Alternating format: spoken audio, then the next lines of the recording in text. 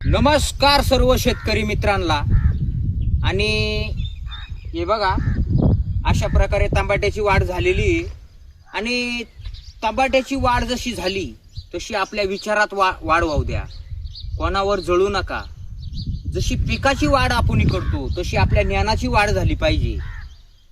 ह्या वर्षी त्यानं पीक ताटम केलं, दुसऱ्या वर्षी आपण जादा ताकद लावून त्याच्यापेक्षा ताटम करायचं। आता माझा फळ पाहू शकता तुम्ही, अरे वा, तारीपर्यंत टमाटे लागलेली। तर पहिली वाढ आपल्या विचाराची करा, दुसरी वाढ आपल्या ताकदीमध्ये शरीराची करा। का माहिती का, शरीर लय मेन आहे, व्यायाम करा। आता तुम्हाला उदाहरण सांगतो, कमजोर घोडा कधीच रेस जिंकू शकत नाही। काय, कमजोर घोडा कधीच रेस जिंकू शकत नाही। कमजोर माणूस संसाराची रेस कधीच जिंकू शकत नाही। कमजोर वाघ हरणाची कधीच शिकार करू शकत नाही, कारण का कमजोराला हरणामागं धावताच येऊ शकत नाही। तसं कमजोर शरीराचा माणूस या संसाराच्या गाड्यामध्ये आणि या संसाराच्या चक्रारूप युद्धामध्ये कधीच धावू शकत नाही। म्हणून शरीर मजबूत ठेवा, ही गोष्ट पहिली लक्षात ठेवा। म्हणून पिकाची वाढ जशी झाली आपल्या शरीराची वाढ करा।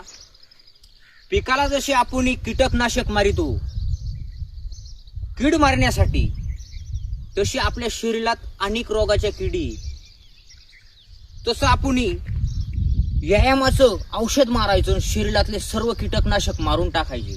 एवढंच सांगणं, शेतकऱ्यांनी मजबूत राहणं गरजेचं आहे, त्याला बळीराजा म्हणतात।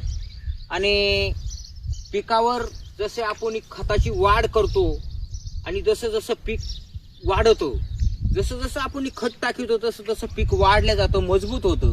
तसे आपल्या शरीराला चांगलं खायला घालून आपल्या शरीराची वाढ करा, याच्यात ताकद बनवा।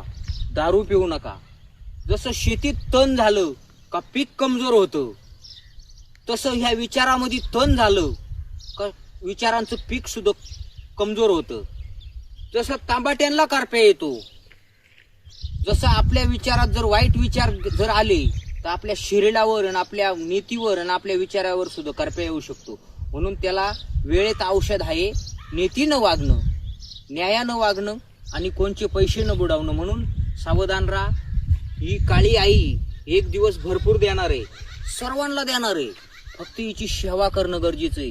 ती 10 दिवस ठेवील तसं, महिनाभर ठेवील तसं, 5 वर्ष ठेवील तसं, पण एक दिवस असा आणीन का तुला सोन्याच्या गादीवर बसवल्याशिवाय राहणार नाही।